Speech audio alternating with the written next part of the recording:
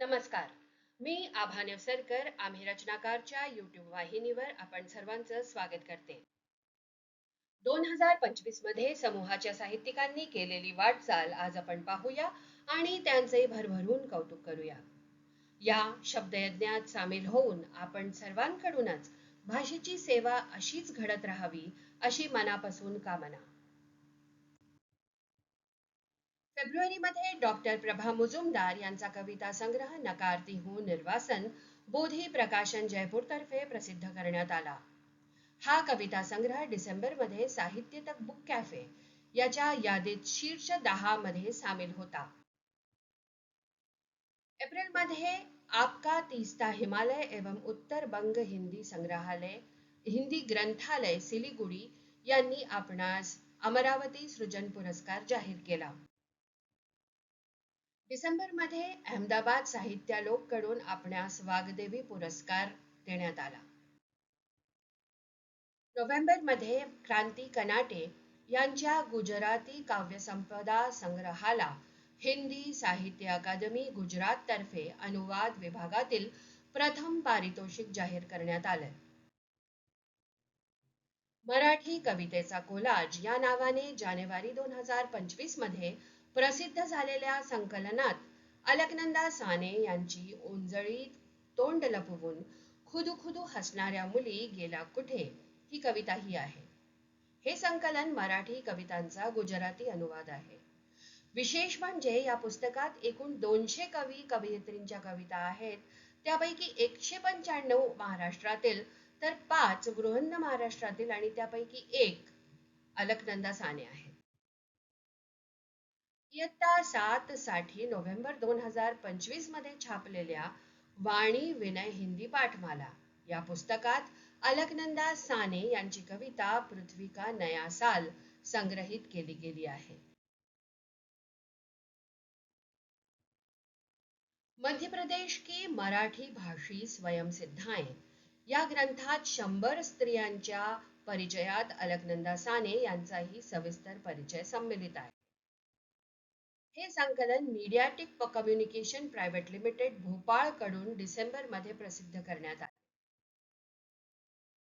मार्च मध्ये डॉक्टर संध्या टिकेकर यांची कादंबरी मांडवी का परिताप याचे JTS पब्लिकेशन दिल्ली येथून प्रसिद्धीकरण झाले. संध्या टिकेकर यांना मार्च मध्ये एका लेखणीचा प्रवास इंदोरला आमंत्रित कवी म्हणून बोलावले गेले. तसेच बृहन्न महाराष्ट्र दिल्लीद्वारे ग्वाल्हेर येथे आयोजित चतुर्थ मराठी साहित्य संमेलनात सुद्धा आपण नोव्हेंबर मध्ये आमंत्रित कवी होता. बृहन्न महाराष्ट्र नवी दिल्ली तर्फे शतक महोत्सवी वर्ष 2025 आणि 2026 निमित्त अखिल भारतीय मराठी साहित्य काव्य स्पर्धेत आपण प्रथम क्रमांकावर पुरस्कृत झाल्या. ऐश्वर्या डगावकर यांनी जानेवारी मध्ये नवविचार काव्य स्पर्धा ठाणे डोंबिवलीत प्रथम पारितोषिक मिळवलं.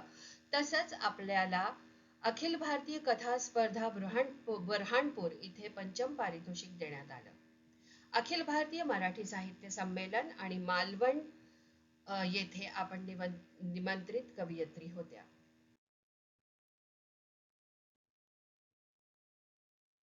डिसेंबर मध्ये प्रभा प्रकाशन सिंधुदुर्ग तर्फे मर्मबंध नावाचा काव्यसंग्रह आपला प्रकाशित झाला. महाकवी कालिदास प्रतिष्ठान पुणेच्या प्रातिनिधिक काव्यसंग्रहात आपल्या 3 कविता समावेशित आहेत. राष्ट्रीय स्तरावर दिल्ली आणि आंतरराष्ट्रीय स्तरावर भूटान येथे होणाऱ्या काव्य संमेलनात आपली निवड झाली आहे. श्री सर्वोत्तम इंदूर, चैती समाचार ग्वाल्हेर सकट अनेक साहित्य पत्रिकांमध्ये आपले लेख प्रकाशित झाले आहेत. साहित्य संवेदना या दिवाळी अंकात संपादक मंडळात आपला समावेश झाला.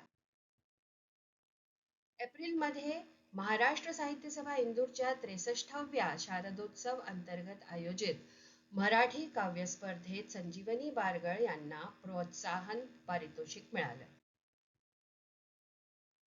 20 फेब्रुवारीला आभा नेवसरकर यांचं हिंदी काव्य संग्रह चीटियां झूठ नहीं बोलती पिंक सिटी फेस्टिवल जयपूरला प्रसिद्ध झालं.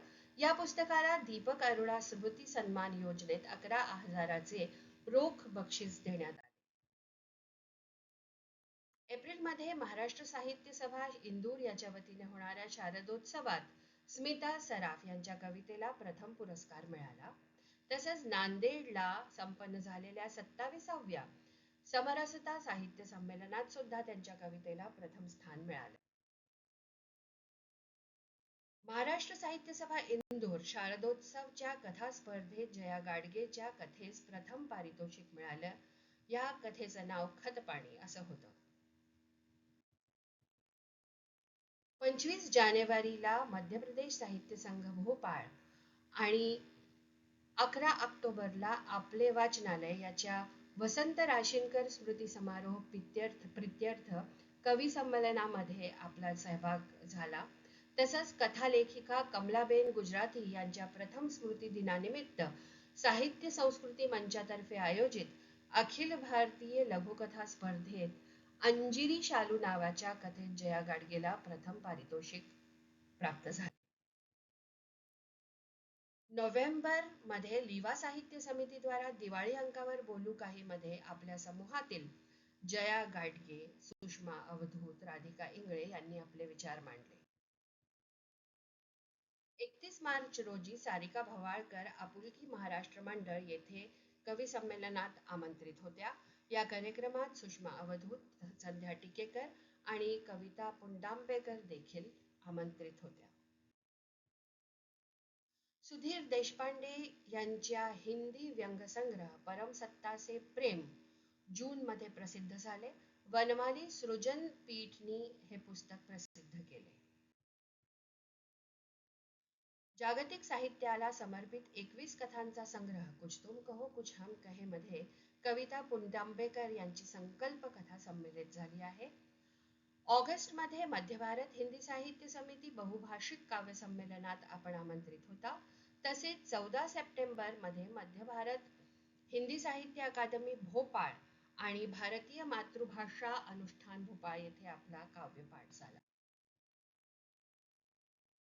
नोव्हेंबर मध्ये बृहन्न महाराष्ट्र मंडळ आणि तांबे अभ्यास मंडळ द्वारा ग्वालियर मध्ये आयोजित 4थ्या बृहन्न महाराष्ट्र साहित्य संमेलनात आजच्या डिजिटल युगात मराठी संस्कृती टिकवण्यासाठी तरुणाईची भूमिका आणि आव्हान या विषयावर परिसंवादात श्रेयस गोखले आमंत्रित वक्ता होते. डिसेंबर मध्ये इंदूर IPS अकॅडमीच्या संगीत विभागातील विद्यार्थ्यांसाठी आयोजित सांगीतिक प्रस्तुतीपरक व्याख्यान स्वरवार्ता श्रेयस यांनी सादर केली.